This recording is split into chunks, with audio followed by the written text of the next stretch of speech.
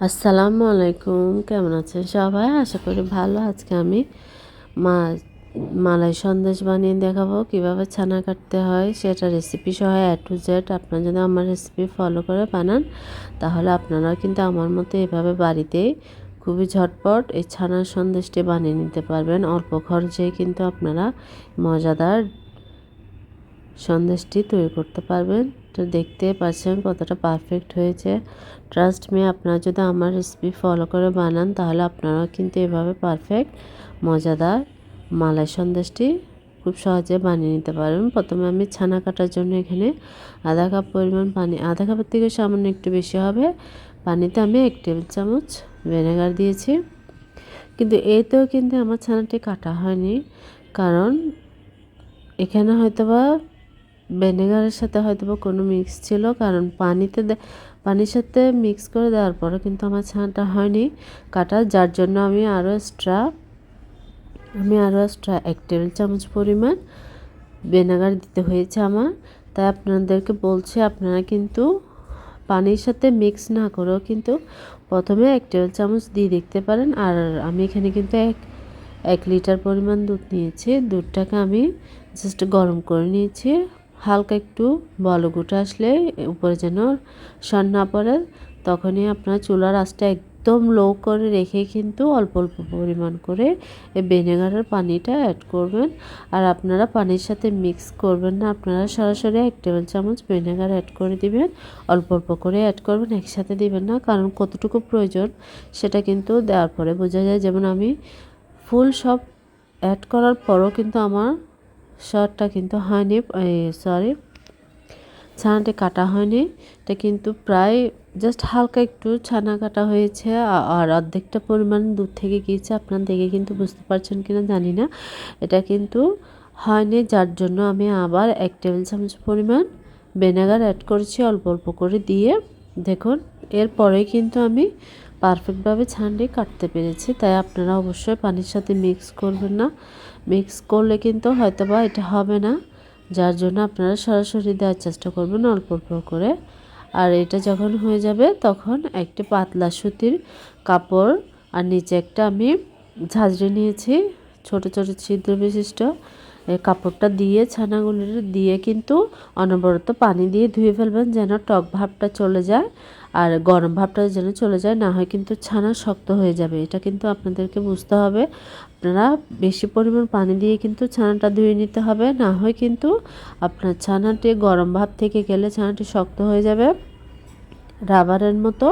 আর আপনার বেশি পরিমাণ পানি দিয়ে না ধুলে এটা কিন্তু টক ভাবটা থেকে যাবে, তখন মিষ্টিটা খেতে ভালো লাগবে না সন্দেশটি। তাই আপনারা প্রচুর পরিমাণ মানে আপনারা সরাসরি কলের নিচে গিয়ে কিন্তু এটা ধোয়ার চেষ্টা করবেন, তাহলে কিন্তু আপনার ছানাটি ভালোভাবে ধোয়া হবে পারফেক্টভাবে।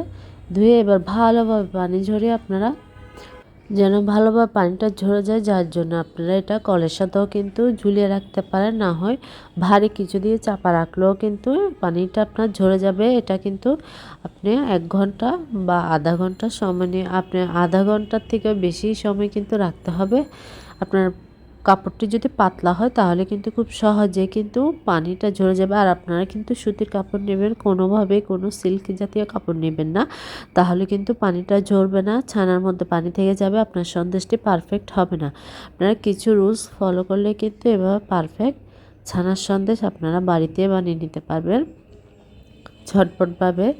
এটা কিন্তু এতটা ক্রিমি হয়, এতটা মালায়, আপনারা একবার বানিয়ে খেলে তখনই বুঝতে পারবেন। দেখুন, আমি কিন্তু 1 ঘন্টা পর এটা নিয়ে নিয়েছি, একটুও পানি নেই, কতটা পারফেক্ট হয়েছে আর কতটা স্মুথ হয়েছে আপনারা দেখে বুঝতে পারছেন। এটা কিন্তু হাতের সাহায্যে খুব ভালোভাবে মথে নিতে হবে, না হয় কিন্তু আপনার এটা দলা দলা থেকে যাবে। দেখতে পাচ্ছেন আপনারা এটা পারফেক্টভাবে হয়েছে কি না, সেটা আপনারা হাতে নিয়ে ডলে দেখলে বুঝতে পারবেন। আমি কিন্তু এটা লাস্টে দেখাবো এটা কিভাবে আপনারা বুঝবেন যে পারফেক্টভাবে আপনার এটা হয়েছে মোথাটা। এটা কিন্তু একটু সময় নিয়ে করতে হবে। দেখতে পাচ্ছেন কোনো পানি নেই, এটা পানি যদি থাকতো তাহলে কিন্তু এটা পাতলা হয়ে যেত। দেখুন কতটা স্মুথ ক্রিমি হয়েছে। এভাবেই কিন্তু আপনার ছানাটা পারফেক্ট হলে কিন্তু আপনার সন্দেশটা পারফেক্ট হবে। আর এটা যেহেতু মালাই সন্দেশ বানাচ্ছি আমি, তাই এটার জন্য মালাইটা রেডি করে নিচ্ছি। এখানে আমি 1 কাপ পরিমাণ ঘন একদম ফুল ক্রিম তরল দুধ নিয়ে নিয়েছি, আর ফ্লেভারের জন্য একটা এলাচ দিয়েছি, আপনারা চাইলে এলাচ গুঁড়াও দিতে পারেন। আর এখানে আমি আধা কাপ পরিমাণ চিনি দিয়েছি, এটা আমার মিষ্টির স্বাদ অনুযায়ী। সন্দেশ কিন্তু অত বেশি মিষ্টি হয় না, এটা খুব লাইট মিষ্টি হয়, যার জন্য আমি চিনির পরিমাণটা আমি যতটুকু পছন্দ করি অতটুকু। আপনারা যদি এর চেয়ে বেশি পরিমাণ পছন্দ করেন তাহলে সেটা আপনারা অ্যাডজাস্ট করে নিতে পারেন। আর আপনাদের দুধের পরিমাণ যদি 2 লিটার হয় তাহলে 2 কাপ নেবেন মালাইয়ের জন্য, ঠিক আছে। এটা কিন্তু পরিমাপটা কিন্তু আপনাদের উপর নির্ভর করবে আপনারা কতটুকু বানাচ্ছেন। আর আমার মতো যদি 1 লিটার দুধ দিয়ে বানান তাহলে কিন্তু আমার সেম টু সেম প্রসেসিংটা ফলো করলেই কিন্তু আপনারা পারফেক্ট ছানার সন্দেশটি বানিয়ে নিতে পারবেন। দেখুন আমি এবার যখন এটা কিন্তু চিনি দেওয়ার পর অনেকটা পরিমাণ ঠিক হয়ে যাবে, ঘন হয়ে যাবে, আর এটা অনবরত নাড়াচাড়া করতে হবে। এটা কিন্তু আপনারা এটা যদি বসিয়ে দিয়ে চলে যান তাহলে কিন্তু এটা দুধটা কিন্তু নিচে লেগে যাবে, যার জন্য আপনারা মালাইটা কিন্তু চুলা মিডিয়াম রেখে কিন্তু অনবরত নাড়াচাড়া করে এটা ঘন করে নিতে হবে। এরপর আপনি ছানাটা দিয়ে ভালোভাবে একটা স্প্যাচুলা দিয়ে ভালোভাবে কিন্তু এই মালাইয়ের সাথে মিক্স করে নেবেন, যেন কোনো দলা পাকিয়ে না থাকে, তাহলে কিন্তু আপনার সন্দেশটা ভালোভাবে হবে না, ছানাটা কিন্তু ছড়া ছড়া থেকে যাবে। তাই মালাইয়ের সাথে খুব খুব দ্রুতই মিক্স করে নেবেন ছানাটা। ওটা দলাটা কিন্তু হাত দিয়ে ভেঙে দিবেন বা স্প্যাচুলা দিয়ে ভেঙে দিবেন, তাহলে দেখতে পাচ্ছেন আমার ছানাটা কিন্তু মালাইয়ের সাথে খুব ভালোভাবে মিশে গিয়েছে, আর কিছুটা লিকুইডই হয়েছিল, এখন কিন্তু আস্তে আস্তে ঘন হয়ে আসছে। আমার ছানাটা হয়ে গিয়েছে। এখন আমি ছোট একটি স্কোয়ার সাইজ বাটি নিয়ে নিয়েছি, আপনারা চাইলে যে কোনো কাচের স্কোয়ার কোনো বাটিতে নিতে পারেন।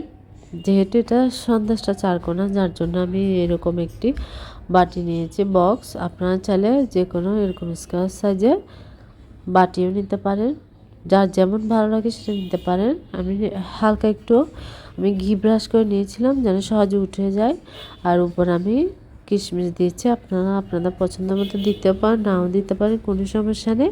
এটা আমি 2 ঘন্টার জন্য ফ্রিজে রেখে দিয়েছিলাম। 2-3 ঘন্টা আপনাদের হাতের সময় যদি বেশি থাকে তাহলে কিন্তু আপনারা বেশি রাখতে পারেন। আমি কিন্তু সারা রাত রেখে দিয়েছিলাম, সকালে কিন্তু আমি এটা বের করেছি। আপনারা কমপক্ষে 3 ঘন্টা রাখার চেষ্টা করবেন, তাহলে কিন্তু খুব ভালোভাবে সেট হয়ে যাবে। আমি যেহেতু এটা রাতে বানিয়েছিলাম। আর আমি এবার 4-5টা কেটে নিচ্ছি একটু স্কোয়ারভাবে সুন্দরভাবে করার জন্য।